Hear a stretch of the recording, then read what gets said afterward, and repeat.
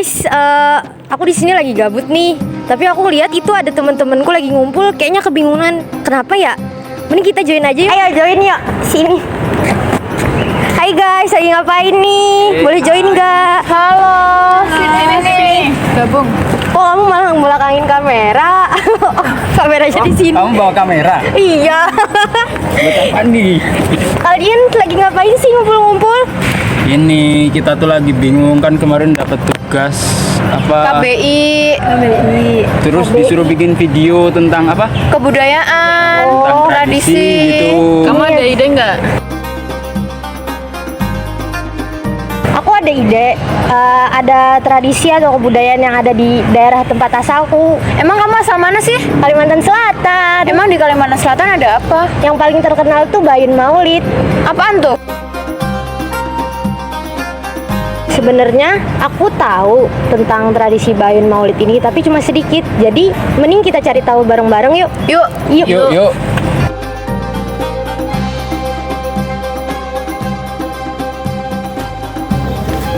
Agama dan budaya merupakan dua hal yang saling berinteraksi dan saling berhubungan. Agama mempengaruhi kebudayaan dalam pembentukannya.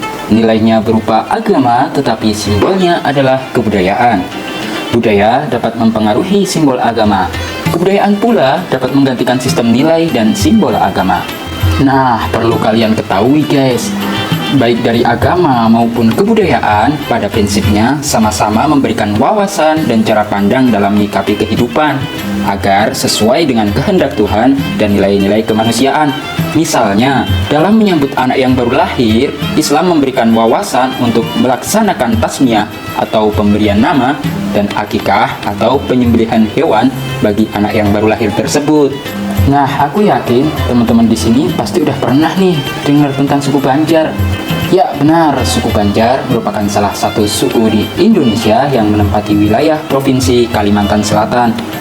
Nah, ada apa nih tentang suku Banjar? Yuk kita bahas.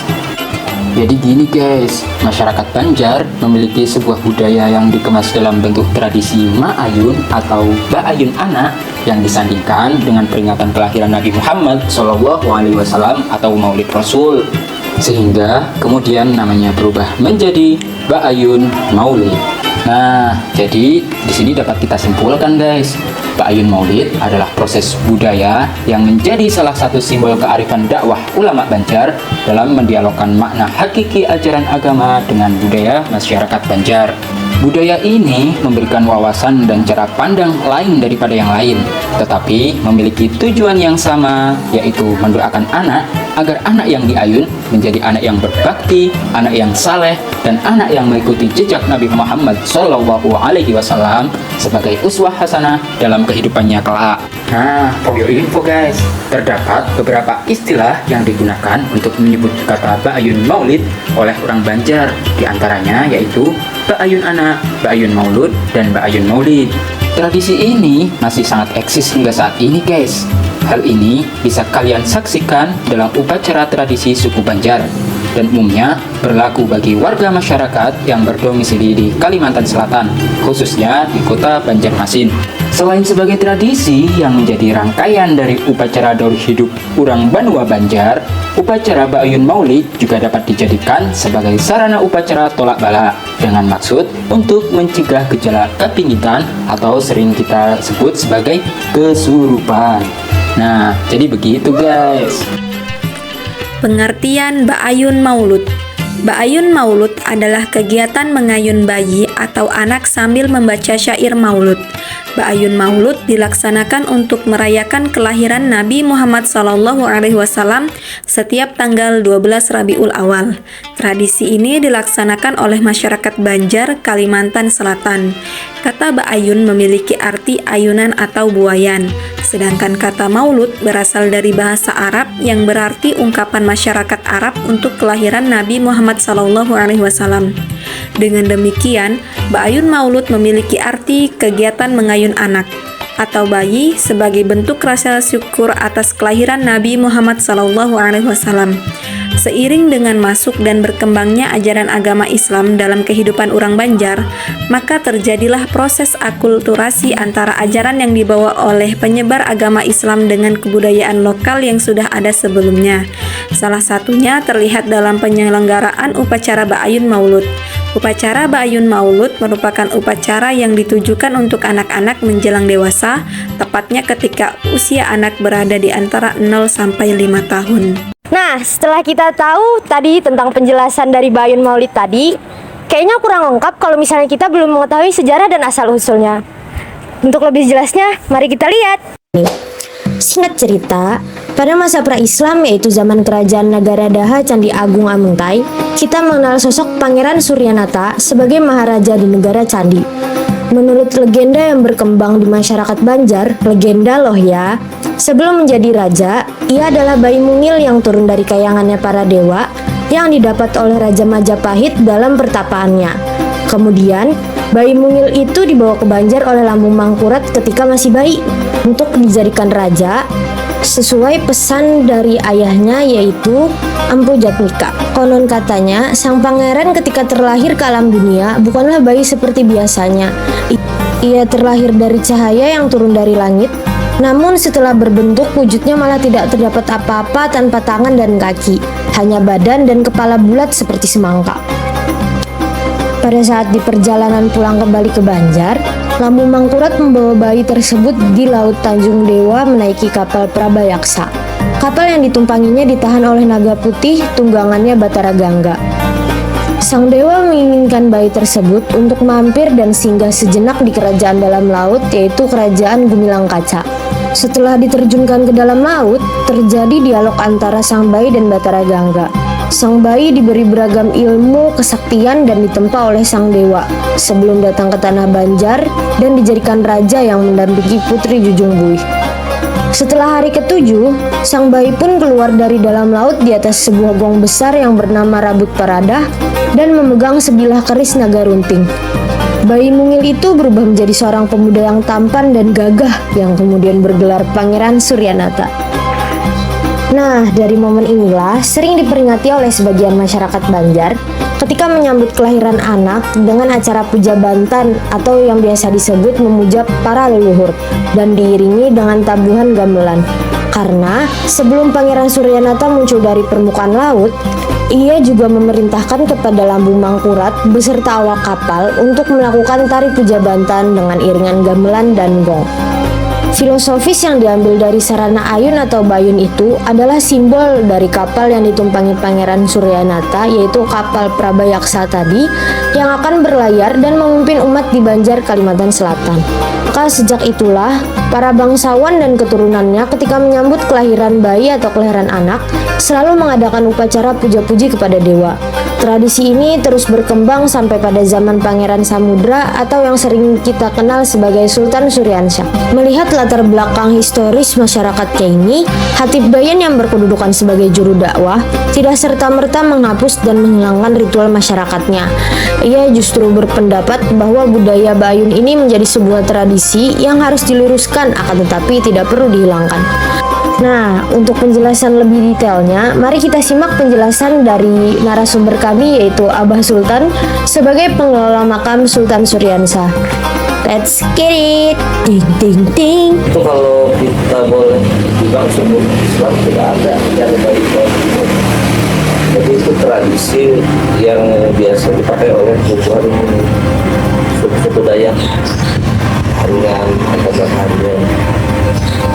Bila ada kelahiran bayi itu biasanya boleh diayun itu dalam cerita kerajaan Banjar kita pernah mendengar bahwa Lambu Mangkurat itu mengambil bayi dari kerajaan Majapahit yang ada di tangan Galung Batis ya. Nah, itu ada kalau hitam baca itu dalam sejarah Banjar itu ada namanya Raden Putra. Nah, itu begitu dibawa dari sana ke Banjarmasin pakai perahu Prabayaksa kalau nggak salah itu di Laut Kota Baru itu ditahan kada bisa jalan. Nah, kada bisa jalan.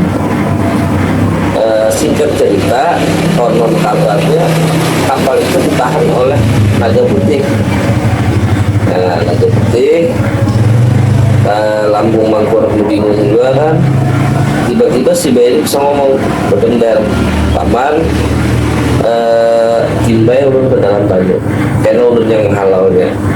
Nah, bercerita karena ini memang dibilang bayi ajaib lah istilahnya kan, ya sudah lempar. Tapi di situ ada pesannya itu kan, selama ulun dilempar, siapkan yang di dalam kapal ini yang bisa biasa itu ada istilah gamelan jorong.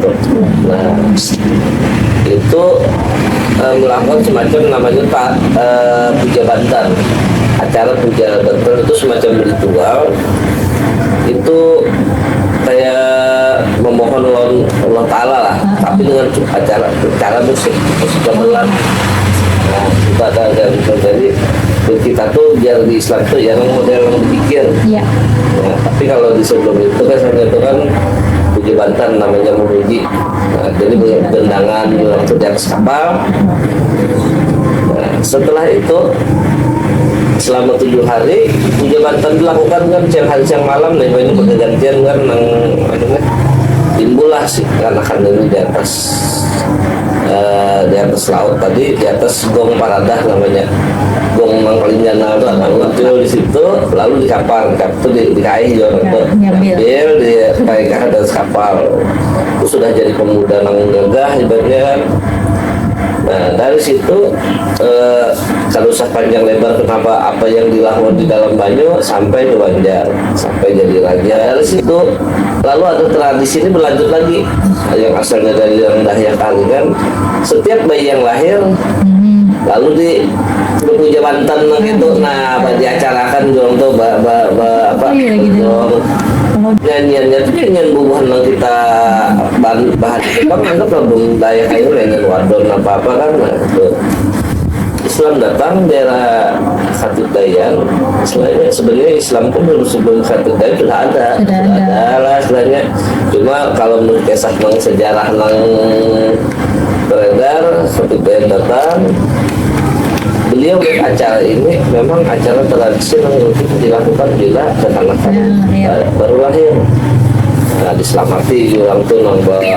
Lalu di situ ada ular-ularan, soalnya mengenang si leluhur tadi hidupnya kan. Nah kayak apa kan disambut gitu supaya dinyatakan di situ jadi seorang yang dimuliakan apa. Nah kemudian kan mungkin ini tradisi ini kan. Nah tapi Khatib ini kan lain pendakwah ng orang Banjar. Artinya itu kalau Banjar pernah tantangan mau ubah tradisi, tapi karena memang backgroundnya ini dari Bubuhan Wali Songo. Nah ini menyatu dengan budaya lokal ini. Artinya itu kayak apa, kalau memang itu budaya itu memang bagus saja, tetap dilestarikan. Nah kalau itu dibuang. Nah yang asalnya ibaratnya memuja, anggap Bubuhan dewa-dewa apa-apa misalnya kan, di era beliau bila setiap bayi lahir diselamati juga kan nggak ada masalah, tapi puja bantan diganti dengan maulid, doa maulid. Jadi maulidnya itu berjanji itu kan dibaca pelan ya, itu ada mentai hapsi bang dibaca kebangun kekanakan jadi maksudnya santai lamanya momennya itu aja. Sejarahnya yang sampai ada acara Bayun Maulid. Jadi acara Bayun Maulid itu bukan serta merta tiba begitu Islam datang lalu ada acara, nggak ada. Memang ada background yang melatar belakang. Itu kayak ada akulturasi antara ya. Islam. Sejarah itu memang latar belakang sejarah, memang ada sejarah yang melatar belakang juga. Cuma bedanya itu tadi Ben Arif bijaksana, Sidin kadang mau menghilangkan sama sekali, kadang mau ini sirik, ada yang baiknya diambil kan memang mendoakan anak baru lahir itu kan kita bahagia. Siapa aja itu baik itu mau orang Islam, Hindu, Buddha atau Kaharian, begitu anak lahir harus ada satu momen yang memang ada kesan lah. Yang kedua itu kan ada doa dari orang-orang tua, orang-orang orang yang punya wibawa, misalnya alim ulama itu kan, nah terus ada doa-doa yang dilakukan secara berjamaah misalnya ya. Kalau dulu kayak semacam nyanyian-nyanyian wajan misalnya yang bertutur tentang sejarah leluhur kan, nah sekarang tentang sejarah sirah nabawiyah. Oh, jadi gitu sejarahnya. Iya. Itu waktu pelaksanaannya kapan sih? Dan apa saja sih yang dibutuhin? Kapan ya?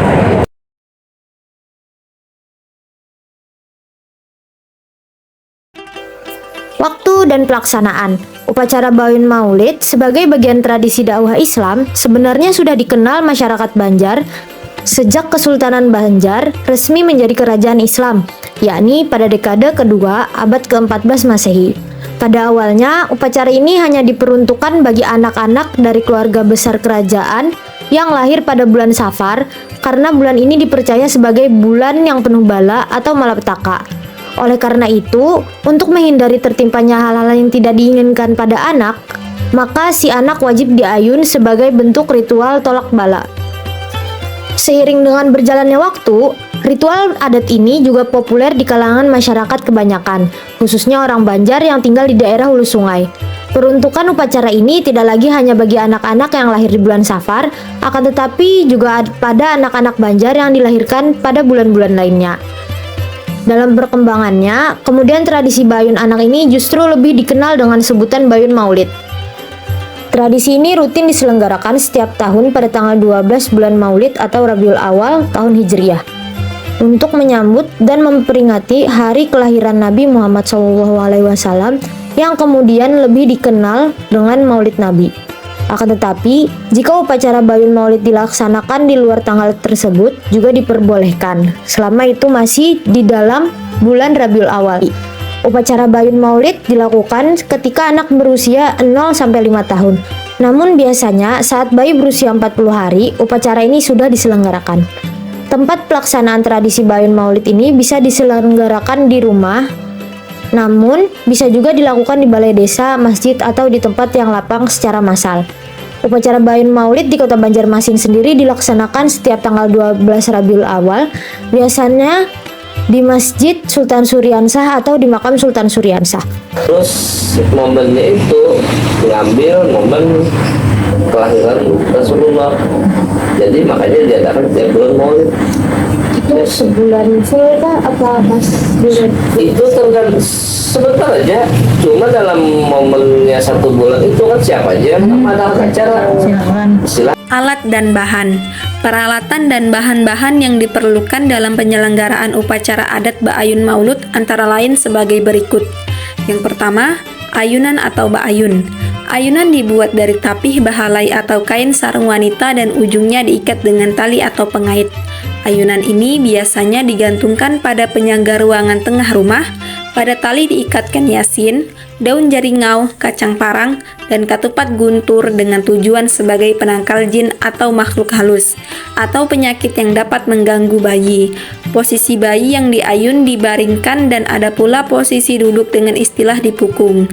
Kain ayunan ini terdiri atas 3 lapis. Lapisan paling atas menggunakan kain serigading atau sasirangan atau kain tenun khas Banjar. Pada zaman dahulu, kain sasirangan yang bisa digunakan untuk ayunan dalam upacara ba'ayun anak harus bercorak tertentu, yakni motif bahindang atau pelangi, sedangkan lapisan tengah menggunakan kain kuning atau kain belacu yang diberi warna kuning dari sari kunyit, dan lapisan paling bawah memakai kain bahalai atau kain panjang tanpa sambungan jahitan. 2. Hiasan ayunan. Hiasan ayunan terdiri dari janur pohon nipah atau pohon kelapa atau pohon enau. Jenis-jenis hiasan ayunan yang dipersiapkan dalam pelaksanaan upacara adat Ba'ayun Maulud antara lain berbentuk tangga putri, tangga pangeran, payung singgasana, patah kankung, kembang serai, gelang-gelang atau rantai, dan lain sebagainya. Hiasan lain yang biasanya ditambahkan dapat berupa buah pisang, kue cucu, kue cincin, dan hiasan-hiasan lain. Selain itu, pada tali ayunan juga diberi beraneka macam pernak-pernik hiasan, misalnya ayaman janur hewan, ketupat bangsur, halilipan, kambang sarai, rantai, atau hiasan-hiasan dengan menggunakan buah-buahan dan kue tradisional atau panganan khas Banjar. Yang ketiga, piduduk. Piduduk adalah syarat upacara yang berupa bahan-bahan mentah. Bahan-bahan yang termasuk dalam piduduk antara lain 3,5 liter beras, 1 biji gula merah, sedikit garam untuk anak laki-laki atau sedikit garam ditambah dengan minyak goreng untuk anak perempuan. Yang keempat, sesaji. Sesaji adalah perlengkapan atau syarat upacara. Sesaji yang diperlukan dalam pelaksanaan upacara adat Ba'ayun Maulud antara lain telur dan nasi lamak atau lakatan, atau nasi ketan bersantan. Sesaji disajikan di dalam piring yang diisi dengan susunan nasi lamak, kue apem, kue cucur, inti kelapa, telur ayam rebus, papari, pisang, dan tape ketan. Sesaji lainnya dan piduduk ditempatkan pada sebuah ember ukuran kecil, yakni berupa beras, buah kelapa yang sudah dikupas kulitnya, sebungkus garam, dan gula merah. Yang jelas kan ada ular-ularan, naga-nagaan, terus gantung ada janur dari janur gitu. duit, terus ada permen, kadang-kadang wadai, buah, itu kan makanan berat. Itu kan begitu acara mau selesai, itu rame kan berapa orang pulang mau minta. Nah, ini kan unsur sedekahnya ada pulang sekolah. Nah, di bawahnya itu biasanya ada dibalik semacam piduduk. Piduknya berupa gior, buah habang, beras. Nah, itu biasanya rasanya perlengkapan bekal hidup. Dikenalkan dulu nih, nah, ikan hidup, ikan dewasa nanti ini kan yang kita makan. Misalnya orang Banjar, punya misalnya hanya orang Barat itu gandum lah. Roti burger hotdog. Jadi itu bebas aja sih kalau memang misalnya kita biasa makan gandum, gandum aja. Terus kalau untuk prosesi pelaksanaan tradisi Ba'ayun Maulid itu kayak gimana sih? Selanjutnya yaitu prosesi pelaksanaan tradisi Ba'ayun Maulid. Ada beberapa prosesi pelaksanaan dalam tradisi Ba'ayun Maulid. Yang pertama yaitu tahap persiapan. Langkah pertama yang harus dilakukan adalah menentukan dan mempersiapkan tempat pelaksanaan upacara. Tempat pelaksanaan upacara biasanya diselenggarakan di masjid-masjid yang mempunyai nilai-nilai historis dan dianggap keramat. Setelah itu dilanjutkan dengan menghubungi kelompok-kelompok pembaca syair-syair pujian. Kemudian sehari sebelum pelaksanaan upacara, para orang tua yang hendak mengayun anaknya menyerahkan piduduk kepada tokoh agama. Setelah itu dilanjutkan dengan membuat ayunan. Kemudian dilanjutkan dengan menghias tali pengikat ayunan dengan beraneka ragam hiasan seperti janur yang telah dibuat beraneka ragam bentuk, buah-buahan, dan kue-kue. Pada malam hari menjelang pelaksanaan upacara Ba'ayun Maulid, para ibu sibuk menyiapkan kelengkapan upacara seperti kue dan makanan lainnya. Setelah semua kebutuhan upacara dipersiapkan, upacara Ba'ayun Maulid segera dimulai. Yang kedua yaitu tahap pelaksanaan. Pelaksanaan upacara Ba'ayun Maulid ditandai oleh dua kegiatan penting, yaitu pembacaan syair-syair Arab yang berisi pujian-pujian kepada Nabi Muhammad SAW dan kegiatan mengayun anak. Adapun proses pelaksanaannya adalah sebagai berikut. Yang pertama, pada hari pelaksanaan upacara, para peserta akan mendatangi tempat pelaksanaan upacara. Kemudian sekitar pukul 10 pagi, acara segera dilaksanakan dengan dipimpin oleh tokoh agama. Pemimpin upacara menjelaskan tentang maksud dan tujuan dari pelaksanaan upacara Ba'ayun Maulid. Kemudian, salah seorang peserta bersiap-siap untuk mengayun anak. Kemudian pemimpin upacara mempersilakan yang bertugas membacakan syair-syair pujian kepada Nabi Muhammad SAW. Ketika para pembaca syair-syair sedang bersiap-siap, para orang tua segera mengayun putra-putri mereka di dalam ayunan. secara perlahan-lahan dengan cara menarik selendang yang diikat pada ayunan. Setelah syair-syair berisi pujian kepada Nabi Muhammad selesai dibacakan, acara dilanjutkan dengan pembacaan ayat-ayat suci Al-Quran. Kemudian dilanjutkan dengan ceramah agama. Selanjutnya, upacara Ba'yun Maulid ditutup dengan pembacaan doa dan makan bersama. Doa dan mantra sebagai upacara yang dilaksanakan untuk mensyukuri kehadiran Nabi Muhammad SAW, maka upacara tersebut ditandai oleh bacaan syair yang berisi pujian, sholawat, dan doa-doa untuknya.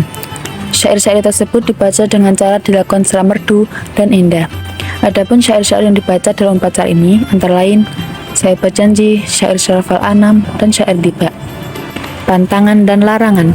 Dalam pelaksanaan upacara Ba'yun Maulud, terdapat beberapa pantangan dan larangan yang hingga kini masih dipatuhi.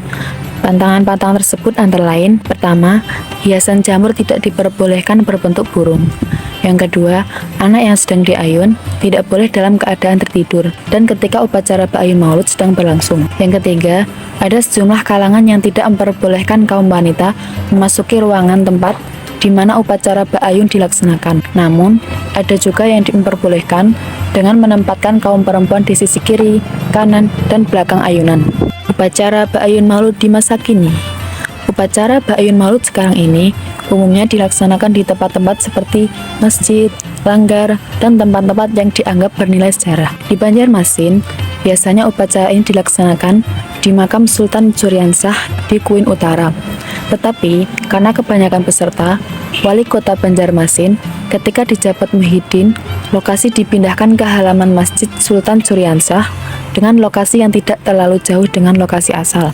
Di daerah Banjarbaru, pusatkan pelaksanaannya di Museum Nasional Lambung Mangkurat. Untuk di daerah Tapin atau Rantau, biasanya pelaksanaan dipusatkan di Masjid Al-Mukarromah Banu Halat, Kecamatan Tapin Utara. Pada masa sekarang ini, tradisi Ba'yun Maulud sering dilaksanakan secara massal dan dijadikan agenda budaya tahunan khas Kalimantan Selatan.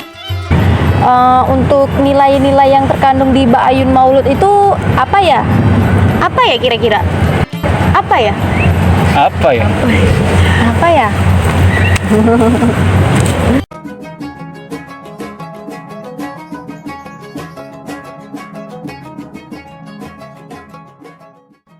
Nah, teman-teman, kira-kira nilai-nilai apa aja sih yang terkandung di dalam tradisi Ba'yun Maulid ini? Nilai-nilai yang pertama adalah meneladani dan mengambil berkah atas keluhuran dan kemuliaan yang dimiliki oleh Nabi Muhammad SAW. Yun ayun anak kuring ayun di dalam. Yang kedua, sebagai wujud nyata kearifan lokal dalam menerjemahkan hadis dan perintah Nabi untuk menuntut ilmu sejak dari buayan atau ayunan. Ilmu yang dituntut adalah ilmu yang telah dianjurkan oleh Nabi, yakni mencakup ilmu dunia dan ilmu akhirat.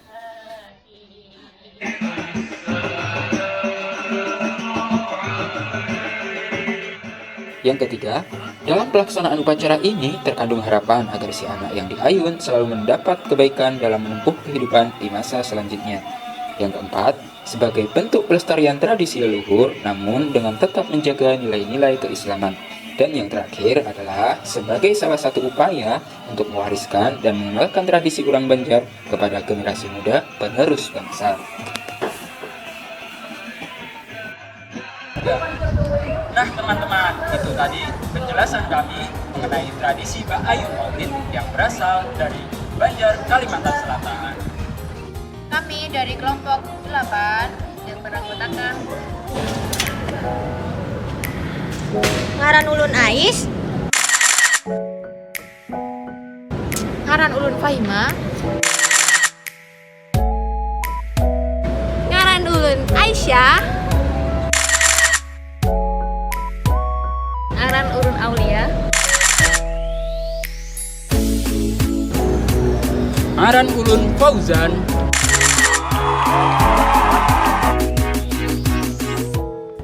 ya sekian dari kami, berelaan berantaan. Terima kasih. Wassalamualaikum warahmatullahi wabarakatuh.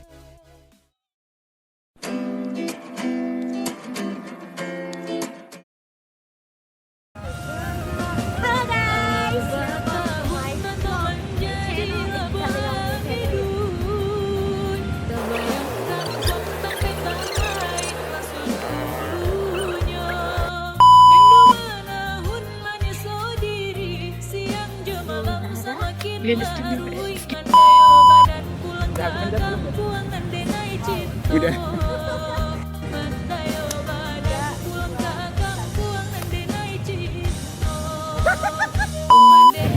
Anjay, anjay.